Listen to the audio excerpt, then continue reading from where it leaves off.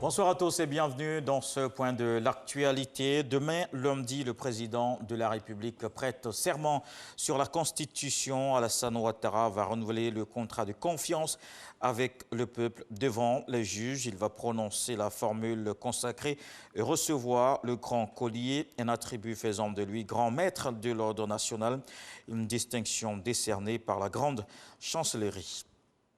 Une cérémonie que les Ivoiriens vont suivre et qui ont confié les rênes du pays pour 5 ans à Alassane Ouattara lors de la présidentielle d'octobre. Notre reporter Alexis Ouedraogo a justement recueilli leurs attentes pour ce nouveau mandat. Il est le vainqueur de la présidentielle d'octobre 2020. Alassane Ouattara rempile pour un nouveau mandat à la tête du pays, le tout premier de la Troisième République.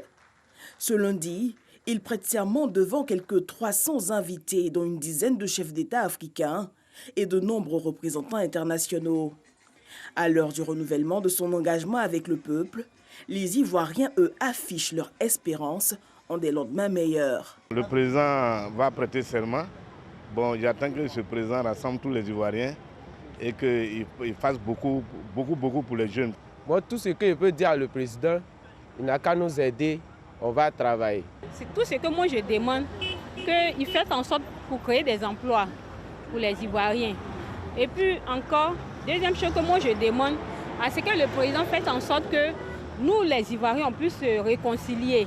Réconciliation nationale, redistribution des richesses avec plus d'opportunités d'emploi pour une jeunesse qui veut de plus en plus porter sa pierre à l'édifice. Personnellement, en tant que jeune, la première des choses que je souhaite pour ce mandat, c'est que le président puisse travailler véritablement à la réconciliation entre les Ivoiriens et aussi surtout une inclusion véritable des femmes et des jeunes dans les instances de décision et également aussi au niveau des élections législatives à venir. Ce lundi 14 décembre 2020, Alassane Ouattara prête serment.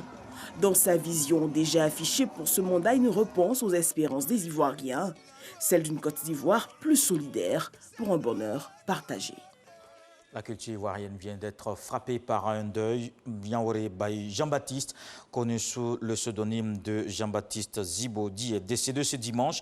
La maladie a finalement eu raison de l'auteur de la célèbre chanson Marie-Josée qu'il a révélée au grand public. JB Zibodi a été victime d'un AVC puis admis au CHU d'Angré où il rend l'âme aujourd'hui. Il tire sa révérence à 71 ans avec une carrière de plus de 30 ans et 6 albums. Après l'autorisation de la France pour l'extradition de François Compaoré, le frère de l'ancien président, n'est toujours pas revenu au Burkina Faso. Ses avocats ont déposé un recours auprès du Conseil d'État qui sera examiné le 18 décembre. Pour la défense, son extradition est illégale. Elle avance plusieurs arguments, dont la non-inculpation de François Compaoré au Burkina Faso. Rappelons que cela fait 22 ans ce dimanche que Norbert Zongo a été assassiné à Sampouy dans le centre-est du pays. Ce journaliste enquêtait alors sur la mort de David Ouedraogo, le chauffeur de François Compaoré. Le Nigeria est à nouveau sous le choc d'une nouvelle attaque visant une école dans l'état de Katsina, dans le nord du pays. Un établissement d'enseignement secondaire pris pour cible vendredi. Des hommes armés ont enlevé des dizaines d'élèves. Toujours pas de nouvelles de ces lycéens. Le président Muhammadu Buhari a condamné l'attaque. Il a promis de renforcer la sécurité dans les écoles. Il a ordonné à tous ses services de sécurité de faire de cette affaire une priorité. Un de ses porte-parole à la présidence affirme que les auteurs de cet enlèvement de masse auraient été localisés dans une forêt de l'État de Katsina. L'Union européenne et le Royaume-Uni ont décidé de poursuivre les négociations sur les futures relations au-delà de la date butoir de dimanche soir. Les négociateurs en chef David Frost et Michel Barnier se sont rencontrés en tête-à-tête hier à Bruxelles. Mais les trois mêmes sujets bloquent toujours la pêche, la concurrence équitable et le règlement des futurs différends. Le Premier ministre britannique Boris Johnson a évoqué ce dimanche la probabilité d'un no deal, une absence d'accord. On se retrouve à 20 h pour la grande édition.